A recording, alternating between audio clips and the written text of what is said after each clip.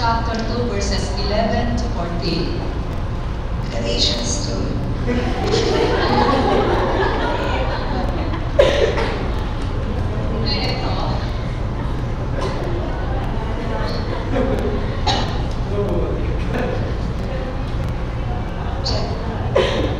Galatians 2, verses 11 to 14. Now when Peter had come to Antioch, I withstood him to his face, because he was to be blamed. For before certain men came from James, he would eat with the Gentiles. But when they came, he withdrew and separated himself, fearing those who were of the circumcision. And the rest of the Jews also played the hypocrite with him, so that even Barnabas was carried away with their hypocrisy. But when I saw that they were not straightforward about the truth of the gospel, I said to Peter before them all, if you, being a Jew, live in the manner of Gentiles and not of the Jews, why do you compel Gentiles to live as Jews?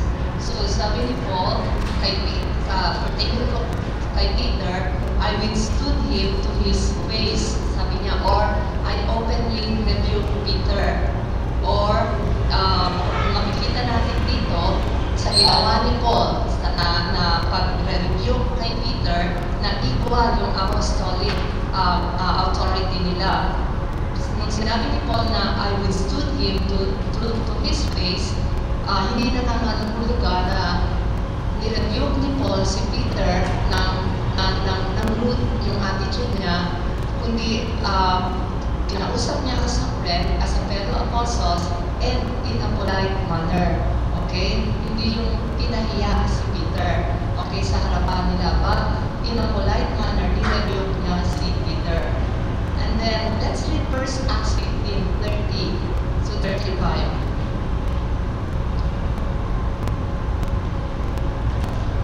Acts 15:30 to 35.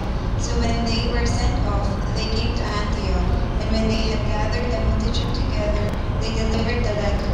When they had read it, they rejoiced over its encouragement. Now Judas and Silas themselves, being prophets also, exhorted and strengthened the brethren with many words. And after they had stayed there for a time, they were sent back with greetings from the brethren to the apostles.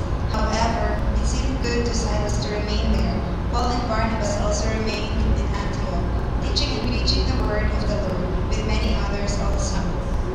So, nung natapos na yung Jerusalem Council, na sabi na yung conclusion na yung Gentiles ay hindi kailangan i-circumcise para sa akunas ng salvation nila, na-settle na yung issue. So, si Paul, si Barnabas, si Titus, at yung mga companions pa nila na pumunta sa Jerusalem for that meeting, bumalik na sa Antioch. Yun yung binasa natin sa Acts 15:30 to 35.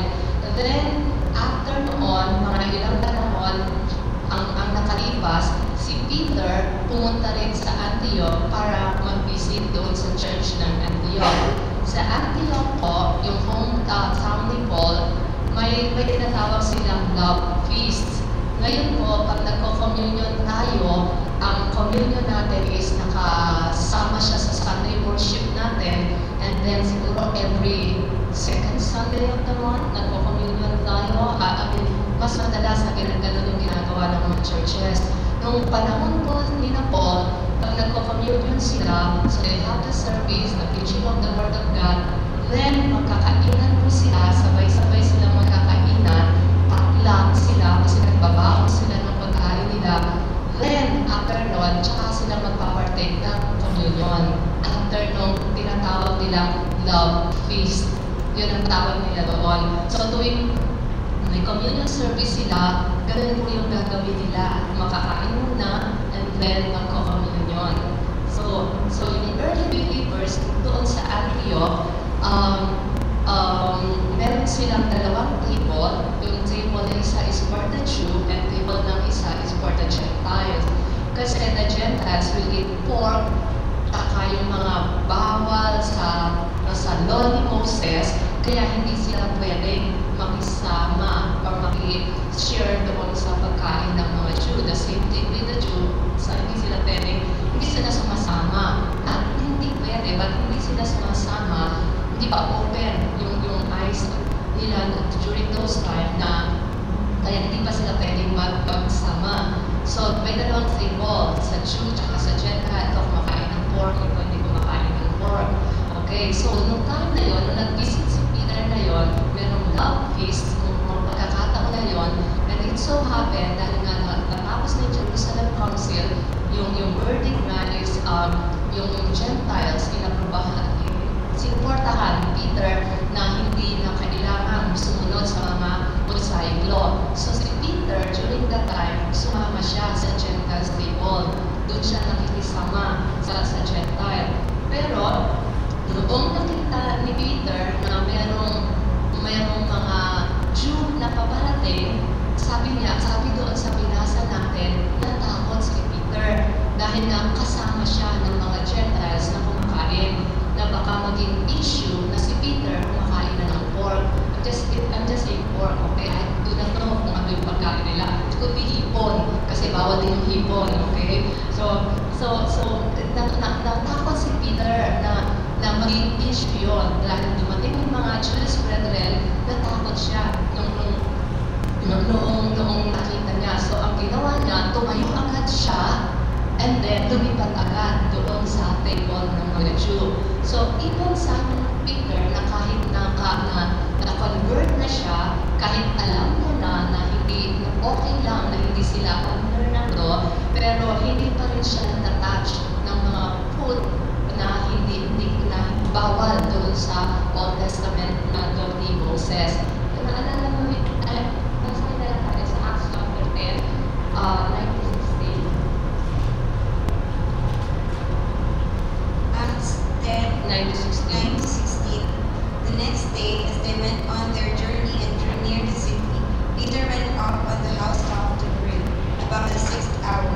Then he became very hungry and wanted to eat. But while they made ready, he fell into a trance and saw heaven open, and an object like a great sheet bound at the four corners, descending to him and let down to the earth. In it were all kinds of four-footed animals of the earth, wild beasts, creeping things, and birds of the air. And the voice came to him, "Rise, Peter, kill and eat." But Peter said, "Not so, Lord, for I have never eaten anything common or unclean." And the voice spoke to him again the second time, "What God has cleansed you must not call common." This was done 3 times, and the object was taken up into heaven again. So even though meron ng vision si Peter about these things, about eating, about yung hindi common, kung ano yung clean ni Lord, so that he should not parang call it common, it's still napinapalo ni Peter yung Jewish eating pattern na hindi sila kumakain kung ano yung mga hindi sinabing bawal doon sa Old Testament.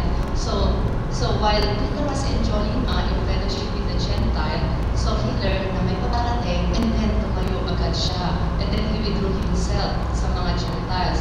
And we know na ang isa sa problema ni Peter ay yung fear. Kaya even nung nandun siya sa church, na nandun siya, tumayo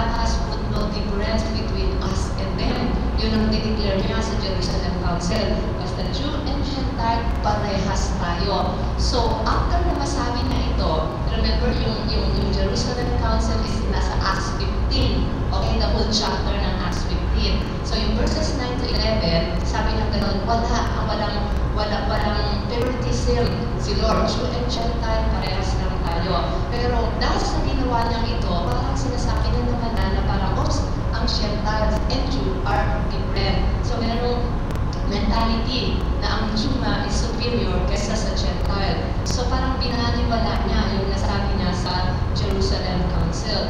And then, alam natin na isa ito nga sa blemish ng character ni Peter, yung fear. Nangyari itong the feast na to, or yung pagbisita ni Peter sa Antioch, 21 years after niya dininay si Lord Jesus Christ. Diba kaya dininay ang ating Panginoon is natakot siya. Kaya natin sinabi, hindi ko siya kilala 3 times dahil natakot siya. So 21 years ang nakakaraan, ganun din yung nangyari sa kanya. Natakot siya na, oops, baka may issue na ibig sabihin sa akin ng mga Jew, kaya ihiwalay na lang ako. So, Peter yung better dapat. Kasi actually, hindi si Paul ang unang nag-preach ng mga Gentiles. Si Peter ang nag-preach ng Gentiles sa house ni Cornelius. Okay? Sa house ni Cornelius, si Cornelius ng Gentiles, so nag-preach siya. And then, nakita niya kung paano na-save ang Gentiles. Nakita niya kung paano na-baptize ng Holy Spirit ang mga Gentiles kahit hindi sumusunod sa law ni Moses. So basically, alam niya yun. Okay? Alam niya na yun. But dito, parang dinay na naman niya na parang, oops, ang Gentiles ay inferior kesa sa mga Jew. So God had accepted ang bawat isa regardless na sinusunod nila yung law ni Moses or not. And then nakita ito ni Paul. Nandun si Paul sa love feast na yon, nakita ni Paul ang pangyayari kung kaya sabi niya, I withstood Peter, nireview ko siya, sinabi ko sa kanya na dapat hindi ganun ang ginawa niya in a right manner. Kaya yun yung naganap doon after ng Jerusalem Council. Then basahin natin sa chapter 2, 15 to 17.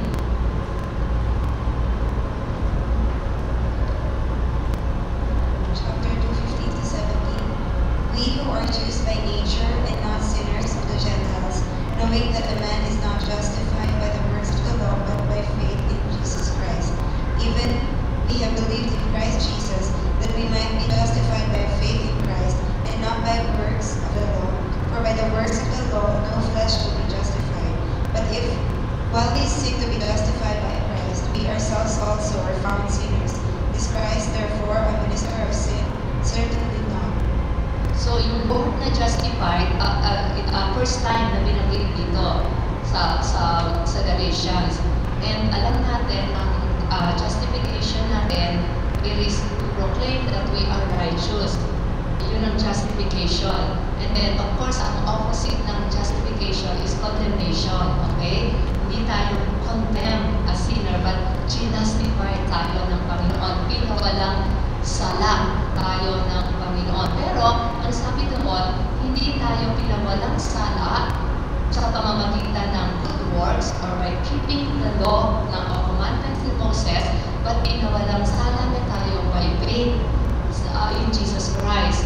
By faith in Jesus Christ. So we are condemned sinners, makasalanan tayo because God is holy, pero pinawalang sala tayo ng Panginoon, pero not by works, not by keeping the 10 commandments or keeping the law of Moses, all in all, but by faith. Nung sinabi ni Lord na it is finished, nahati na yung veil from top to bottom. Okay? Pero yung mga tao, makalamunihan sa ating mga tao, mas gusto din natin laging may ginagawa tayo para ma-save tayo or para ma-justify tayo. So, nahati na yung veil from top to bottom nung namatay ang Panginoong Jesus. Kaya, sabi nung iba, marami daw tao na tinatahi nila yung veil na yon dahil na gusto na, oops, may works, kailangan may works. Tinatahi na yung nahati na nga. Okay? So, ang justification natin is by faith, not good works. So, again, sinasabi ni Paul doon sa verses 15 to 17, sabi niya, if kayong mga Jew, sabi niya gano'n, for you, para ma-justify, ay kailangan iwan nyo na yung mga law or to forsake it, not to do them. So, dahil we are saying that we are justified by faith, so bakit, the question ni Paul sa mga Jews, bakit yung law ay ini-impose nyo sa aming mga Gentiles? Kung kayo nga, sabi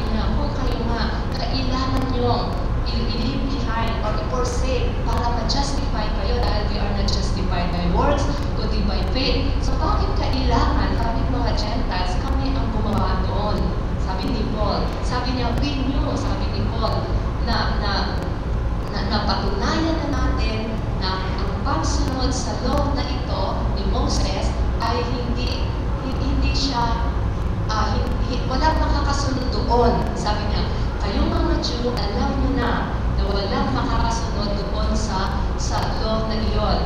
Sabi niya gano'n. So, bakit kailangan ilagay niyo kami mga Gentiles doon sa under na law na iyon? So, kami mga Gentiles, nag-justify kami by faith, not under the law. So, bakit kinakailangan ipagpilitan niyo sa amin na dapat sundin namin ang law ni Moses, particularly yung circumcision? Yung Jew, meron silang law for 1,500 years na. Simula nung yung naibigay yung law ni Moses hanggang sa pagkakataon na ito, 1,500 years na alam nila yung law, pero alam din nila na hindi nila nagagawa ang lahat ng law ni Moses. So sabi ni Paul, valid na nga alam na nga natin, you have the law, 1,500 years, and then you want us na kami ang sumunod? Kayo nga hindi yung masunod? Yun yung sinasabi ni Paul sa mga Jew. So bakit ipo-force sa amin, sa aming mga Gentiles believers? We are justified by grace. We are justified by faith. So yung gusto namin, sabi ni Paul, hanggang doon lang, ayaw namin sundin yung law ni Moses. So, tulad nga na sinabi ko kanina, ang Jew, they look upon the Gentiles as sinner. Sila hindi. Okay? So, kapag ka sinabi mong Gentile at sinabi mong sinner, iisa lang yan. So, pag Gentile, sinner ka. Pag sinabi nilang sinner, Gentile yan. So, ganun yung tingin nila sa mga Gentiles. So, kino-compare ngayon ni Paul yung Jews tsaka Gentiles. Sabi ni Paul, you who have the law, kayong mga Jews na may law, you are sinners. Kasi hindi nyo masunod yung law na yon. Kaming Gentiles na walang law, we are sinners also. Kaya nga, all of us need yung Redeemer. All of us need the Lord Jesus Christ. All of us need na magkaroon ng pagkakakilala sa ating Panginoon ng salvation by faith. Kayo may law, kami walang law, pero parehas tayong makasalanan. Okay? And everyone needs a Redeemer. So, nilalagay dito ni Paul na ang Jew at Gentile parehas lang na category. Okay? Hindi yung Gentile sinner, pag sinner, Gentile. Okay? Dito pinapaalam ni Paul na parehas tayo ng category. We are all sinners. Sa verse 18, basahin natin yun. Verse 18, for if I build again those things which I destroyed, I make myself a transgressor. Yung the word I doon, sabi doon, or if I build again. Paul is referring this actually to Peter. Kasi yung sinabi ni Peter doon sa Acts 15 verses 9 to 11, sabi niya, God puts no difference between us and them. Magkakasama tayo, magka-equal tayo. Pero sabi ni Paul, now what you have built, dinedestroy mo uli. Sabi niya ganon. Sabi niya, what you have built, dinedestroy mo uli. What you have said in the Jerusalem Council, yung wording mo, pinabaliwala mo din. So, Peter has renounced the law na as a means for justification. Pero yung sabi ni Paul, sa Antioch, binibuild mo na naman yung kung ano yung nasira na natin dun sa Jerusalem Council. So, sa verses 19 to 20, basahin natin yun. Verses 19 to 20, for I through the law died to the law that I might live to God. I have been crucified with Christ. It is no longer I who live, but Christ lives in me. And the life which I now live in the flesh, I live by faith in the Son of God, who loved me and gave himself for me. So dito, pinidistinguish ni Paul yung ginawa niya sa law sa ginawa ni Peter sa law. Sabi niya ganon, I died to the law, sabi ni Paul. Pero ikaw, Peter, sabi you died to the law, kaya lang nilalagay mo na naman kung ano yung pag-usapan natin sa Jerusalem Council. Pero sabi ni Paul, follow me, namatay ako sa law, o patay na ako diyan, wala ng power yung law sa akin. And we know, yung sa Deuteronomy, pag binasa natin, lahat ng hindi nakakasunod ng law, kamatayan ang kaparusahan. And wala nang nakakasunod sa law, di dapat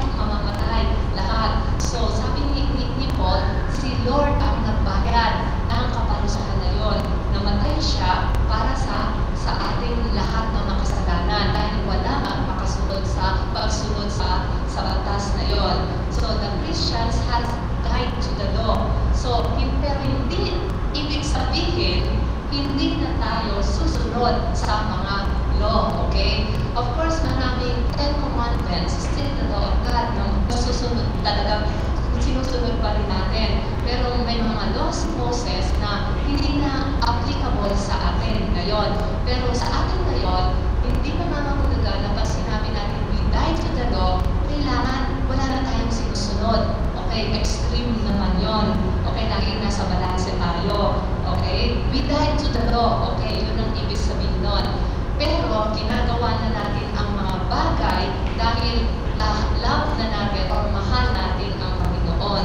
Kaya ginagawa natin ang isang bagay ngayon dahil sa pagmamahal natin doon sa tao na si Jesus Christ na namatay para sa atin.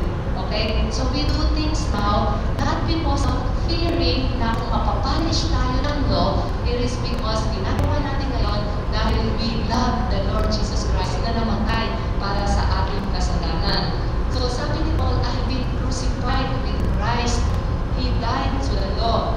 And because he was crucified with Christ, he was able to live up then sa pamamagitan ni Kristo dahil si Kristo ay nabubuhay na sa Kanya. So ang sinasabi ni Paul, I died to the law, I am crucified kay Kristo.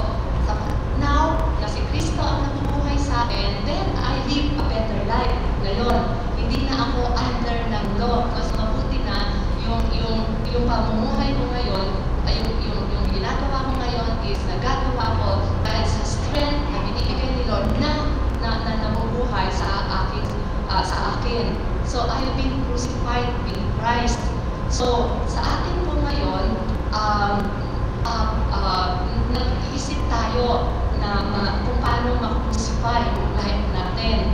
Sa mga hindi Kristiyano, nakikita natin ng Holy Week sa Pampanga, nag-crucify pa sila ng sarili nila, pinapahirapan nila, nagpaparade sila doon sa kalsada, pinapahirapan yung sarili, and then para masabi na crucified sila with Christ.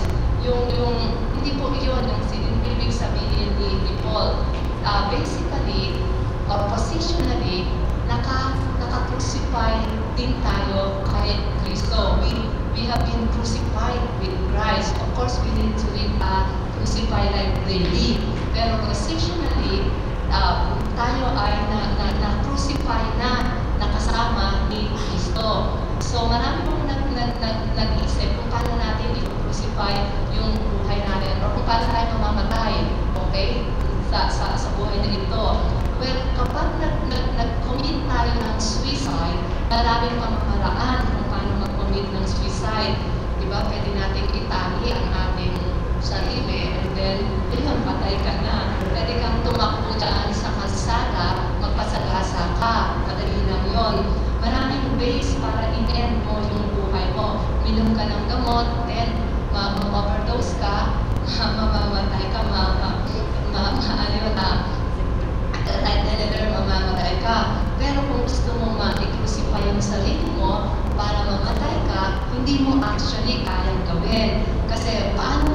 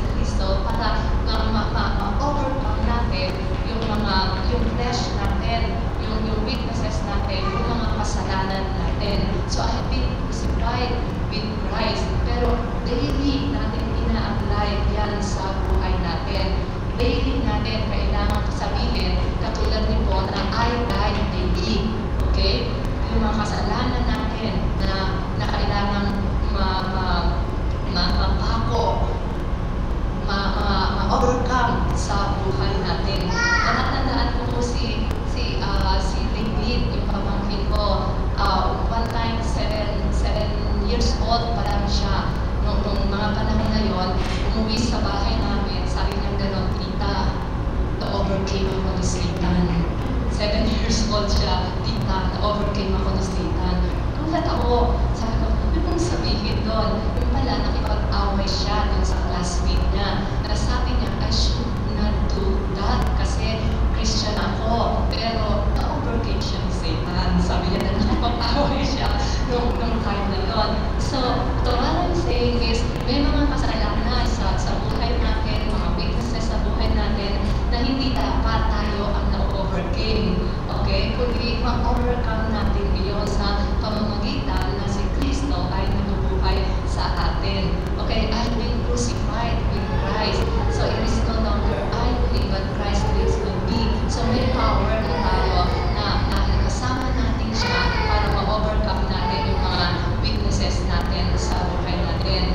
Nung si Christ po ay nandoon sa cross, nung kung matatandaan nyo, pag binasa nyo sa sa Gospel, Matthew, Mark, Luke, John, matatandaan nyo, maraming tao ang nagsasabi sa kanya, hey, kaya mong bumaba dyan sa cross na yan, baba ka dyan sa cross na yan, kaya mo, sabi mo may power ka, baba ka dyan sa cross na yan, pero hindi ginawa ni Lord, nandun lang siya, nakapako lang siya.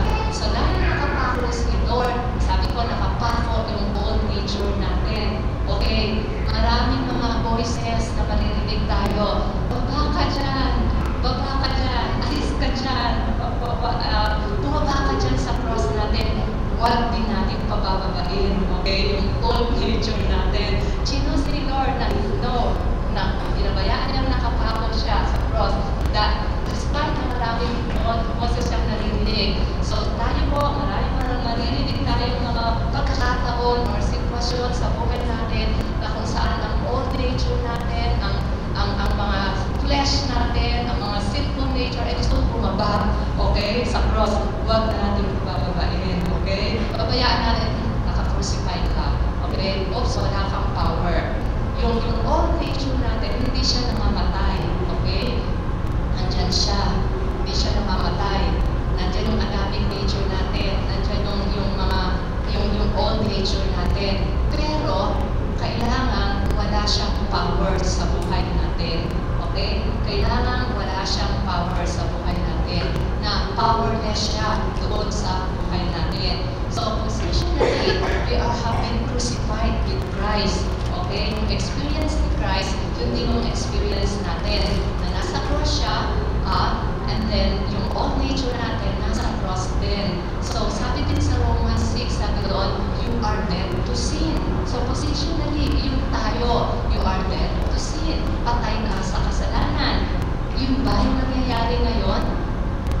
We need na yun ang maging behavior natin, yung attitude natin na I am dead to sin. So kapag kami mga pagkakataon na gusto ng flesh natin, so I am dead to sin, naka-crucify ka, huwag kang bababa dyan, diyan ka lang, wala kang power sa buhay ko. Eh, dyan ka, wala kang power. So yun po yung ibig sabihin ni Paul. Positionally, ganun tayo na we have been crucified with Christ. And yet, kailangan natin na to live daily, na i-crucify natin yung mga flesh natin, yung mga weaknesses natin.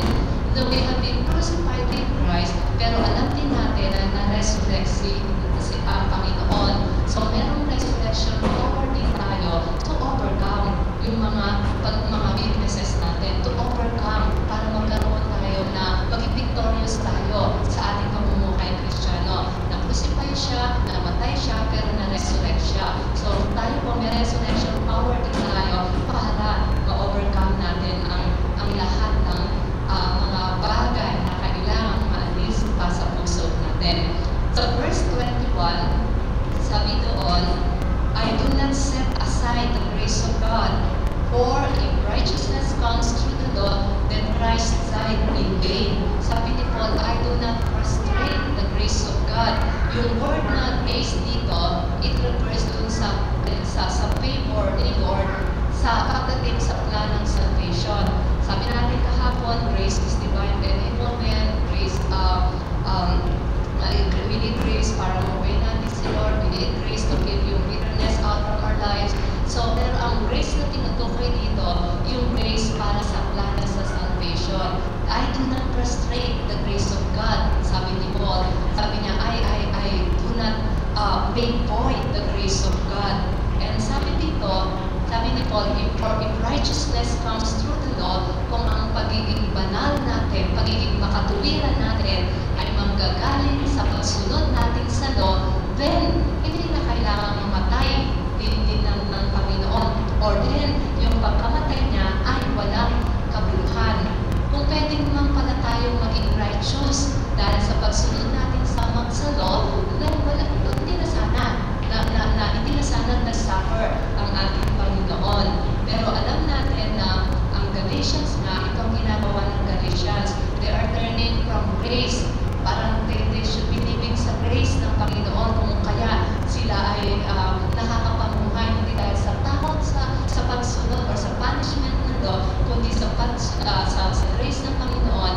Kaya lang bumabalik sila, okay? They're turning from grace na bumabalik sila na justification nila, magiging righteous sila sa pagsunod ng law ni Moses.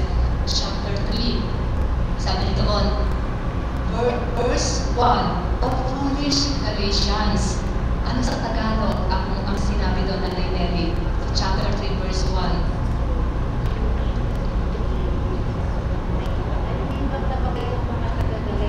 Sabi doon, nahihibaw na ba kayo, mga taga-Galatia? Sabi doon sa Tagalog.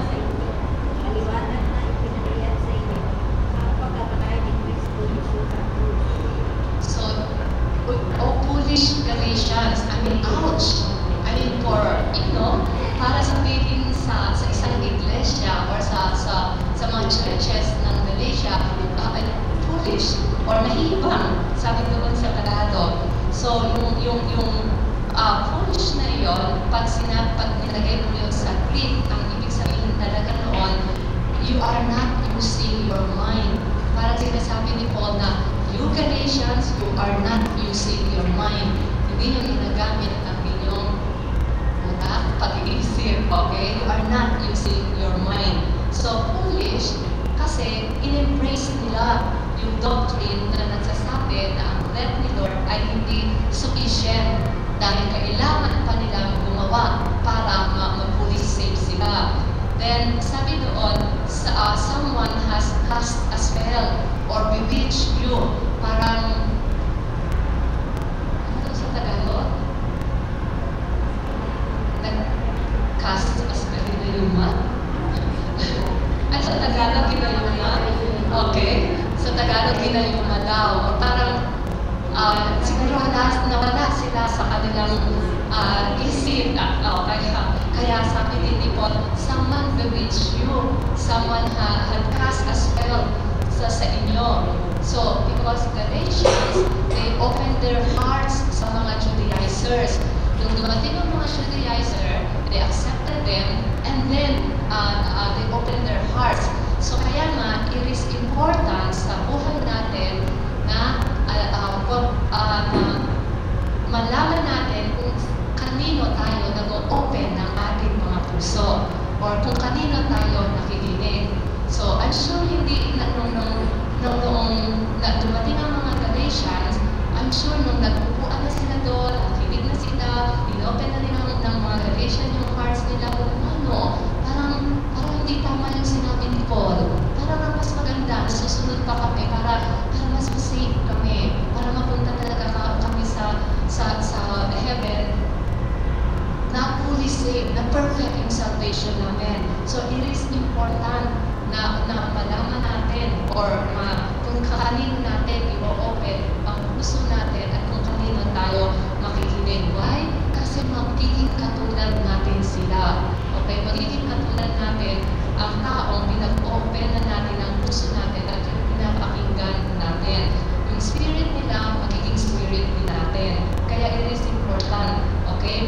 And one of the most effective way na malaman natin na ang isang tao ay may wisdom is kapag may problema yung tao na yon, tingnan mo kung kanino siya pumupunta for counsel. Okay? Tingnan mo kung kanino siya pumupunta for counsel. Malalaman mo kung ang tao yon ay may wisdom. Okay? Nung time ni Rehoboam, nakinig siya doon sa council ng mga kaibigan niya, mga peers niya. Doon siya nakinig. So malalaman natin yung maturity ng isang tao kung kanino siya nakikinig at pumupunta kung para humingi ng wisdom, ng payo. So, O foolish Galatians, sabi ni Paul, or sabi niya, yun, nahihibang, someone have cast a spell sa inyo. It is strange na nakakita na ba kayo ng prisoner siya, then after how many years na imprison siya, then sinabi, okay, pwede ka nang makalaya. Hindi siya babalik, di ba? Lalabas siya, pero hindi na siya babalik sa kulungan. Ang gusto niya, makalaya talaga siya. Dahil naging prison na siya for years siguro sa buhay niya. O yung mga hayop, yung mga kahit na anong animals, na kapag ikinulong mo siya, once na pinalaya mo siya, hindi rin niya gugustuhin na bumalik. Actually, magiging masaya yan. Magwawala yan para makaalis na doon sa cage na. So parang ganito yung nangyayari sa Galatians. Napalaya na sila sa bondage, kasi bondage yung pagsunod sa law. Bondage yung isusundin nila yung lahat na sinasabi sa law ni Moses. So, napalaya na sila sa bondage na ito, and yet, bumabalik sila. Ito yung sinasabi ni Paul. So, foolish, bakit kayo bumabalik doon sa napalaya na kayo? So, sabi doon sa verse 1 again, before whose eyes, yung kalahati ng verse, before whose eyes Jesus Christ was clearly portrayed among you as crucified. So, ito na yung pinakita ng Panginoon sa inyo that Christ was crucified. So, Christ crucified was all we needed para sa salvation natin and perfection. Wala nang iba. Okay? Christ crucified. Yun lang ang kailangan natin. And naniniwala tayo doon by faith. Pero isang teenager, sabi niya gano'n, you know, I've tried religion for 5 years. Walang nagawa ang religion sa buhay ko. Kausap niya ang isang pastor.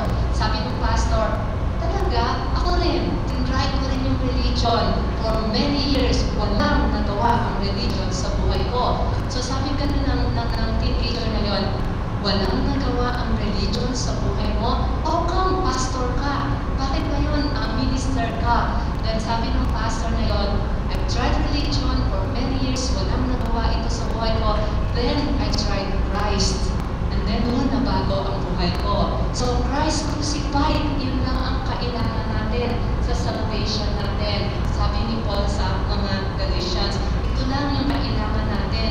Ito yung fundamental teaching ni Paul.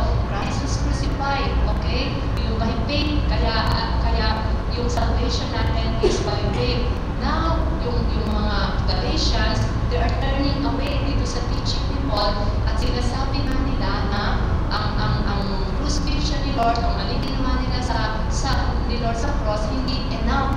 Kaya mag-a-add pa sila. Kaya they wanted supplements doon sa ginawa ng Panginoon. And sabi ko nga kahapon, yung false teachers or yung mga Judaizer, they are not denying the cross of Christ. Christ crucified. Then, may dinadagdag sila sa ginawa ni Lord. So, they're teaching Galatians na yung ginawa ni Lord, or for you to have a fuller salvation, ay kailangan na magkaroon, nagdaat sila ng requirements. Yun nga yung pagsunod sa law ni Moses. So, by observing yung requirements na yon, then, yung mga Jewish rituals, traditions, mga circumcision, then sinasabi nila na ang ginawa ni Lord sa cross ay hindi enough at hindi makakapagpabago sa kanila. And ito ay insulto sa blood ni Lord. Kasi tapos na, Christ was crucified. By doing something, it was actually an insult to the blood of Christ. Anything that man adds to the gospel, nagkakaroon ng bondage. Okay? Nagkakaroon ng bondage.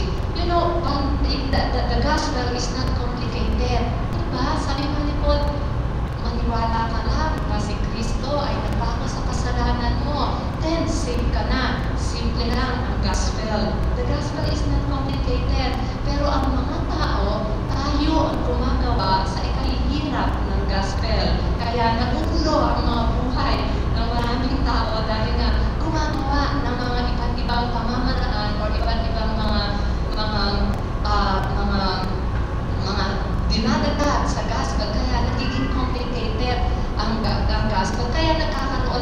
false teachings dahil nga pinapahirapan or ginagawang complicated yung gospel. Of course, under the true anointing, yung simple lang yung gospel. Okay? Sabi sa Isaiah na kahit daw ang isang mangmang ay mauunawaan ang gospel dahil ito ay napakasimple. Kahit isang mangmang mauunawaan, pero tayong mga tao, pinapahirapan natin. Ginagawa natin komplikado yung scripture. Kaya na nagkakaroon ng false doctrines. Noong 1994, umattend po ako sa isang Revelation class. Siyempre, pag pinag-usapan yung Revelation, it's talking about second coming ng Panginoon, kung ano yung mag-take place. Of course, may mga studies din about sa Daniel, nakasama yun, or sa Thessalonians. Pero particularly, ang na-attend ko is Revelation class, yung teaching na yun, 1994. Ang sabi sa amin ng teacher namin, sabi niya gano'n, tayo ay nasa millennium na. 1994, ngayon, nasa millennium ka. So parang, di ba dapat dumating muna si Lord para magkaroon ng millennium? Dahil doon tayo, after ng muling pagdating ni Lord, tsaka pa lang ang millennium. Pero sabi niya, noong 1994, nasa millennium na tayo. At the end ng klase namin, sabi niya gano'n, sa 1996, darating na si Lord. sabi niya ganoon. So then, pagkatapos niyang magturo, sabi niya gano'n, is there any question? Sabi niya, sa mga pinag-usapan natin, gusto kong tumaas ng kamay para sabihin, questionable lahat ng nagturo mo. So anyway, hindi ko ginawa yun. Pero maraming mga tao na ginagawang komplikado yung gospel. And si Lord Jesus Christ, kung nandito siya sa earth, nagtuturo siya, sabi nila, nagre-range lang daw yung vocabulary ni Lord sa 600 words. Okay? Ganun kasimple, nagturo ang Panginoon. Kung magbigay siya ng example, ang ginagamit niya ay agriculture, ang ginagamit niya ang mga ibon, ginagamit niya yung mga coins kapag nawala ang coins. Ganun siya magbigay ng example. Ginagamit niya yung mga simple mga halimbawa o pagtuturo kung saan maiintindihan ng bawat isa, kung saan maiintindihan ng lahat na nakakapakinig sa kanya. Meron po akong isang napakinggan din. Meron akong natutunan na word, okay, na hindi ko pa narinig sa buong buhay ko. Sabi doon, yun, higgledy, piggledy. So, H-I-G-G-L-E-D-Y, yun ang spelling. P-I-G-G-L-E-D-Y.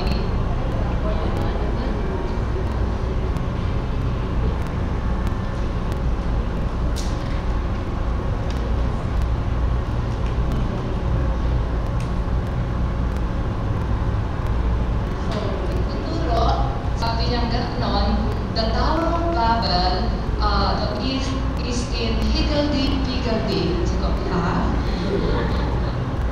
hindi ko alam yan. It's in higgledy-piggledy. So anyway, I found out na ibig sabihin nito is confusion. Okay? Nakaka-confuse, di ba? Ayun, so anyway, pag magturo ka pa sa province, sasabihin mo, the Tower of Babel is in higgledy-piggledy. Constant. Hindi na natin pinapahirapan ang buhay natin, okay? So, simple lang. But it's man who makes, yung gospel or yung mga teachings na komplikado, okay? Na even si Lord Jesus Christ, hindi niya ginawa na komplikado yung tinuturo niya. So, verses 2 to 5, basahin natin. Verses 2 to 5. This only I want to learn from you. Did you receive the Spirit by the works of the law, or by the hearing of faith? Are you so foolish, having begun in the Spirit, or are you now being made perfect by the flesh? Have you suffered so many things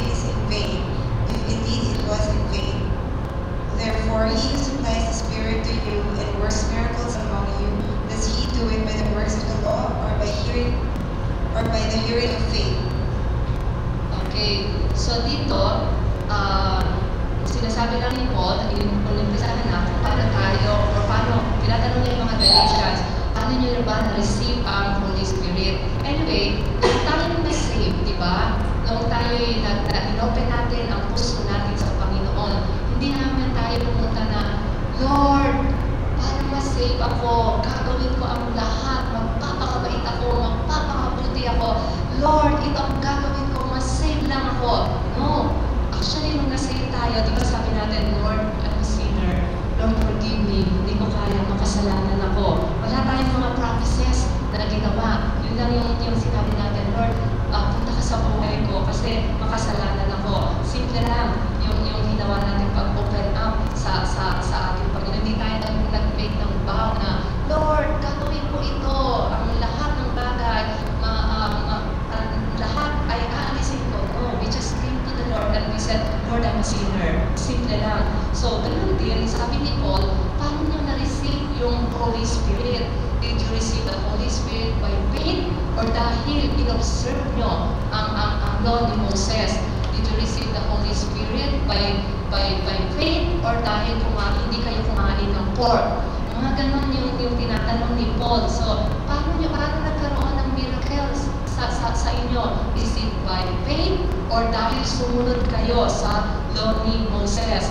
So the Galatians, maganda yung simula nila. And every spiritual blessing na na-receive nila is by faith. They receive yung Holy Spirit by faith. Nakita nila yung miracles by faith. Nakita nilang lumalago yung kanilang pananampalataya sa pamamagitan ng faith. So, nakita nila ang lahat ng ito.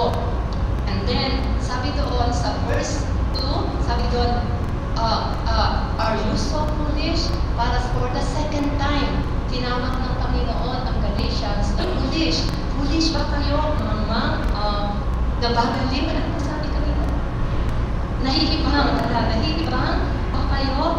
So for the second time, sinabi ni Paul sa Galatians ito, foolish for being in-embrace nila yung mga false teachers, and then foolish that instead of yung spiritual sila nagsimula, now nag-end sila sa flesh. Everything ay by faith. Now sa flesh, ginagawa nila sa pamamagitan ng pagpili nila na gawin sa flesh. Dahil nga, mayroon na silang gagawin or kakayanin na nila. Sabi nila, did you suffer in vain?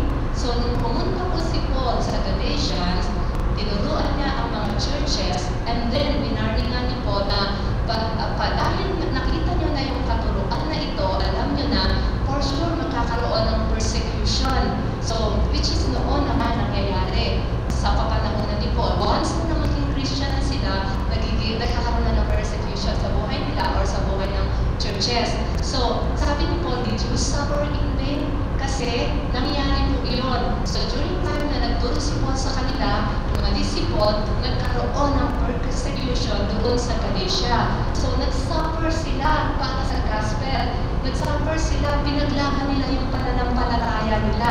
And then, ngayon, na bumabalik sila doon sa law. So, sabi ni Paul, asa na? Nag-suffer na nga kayo eh. Nawawalan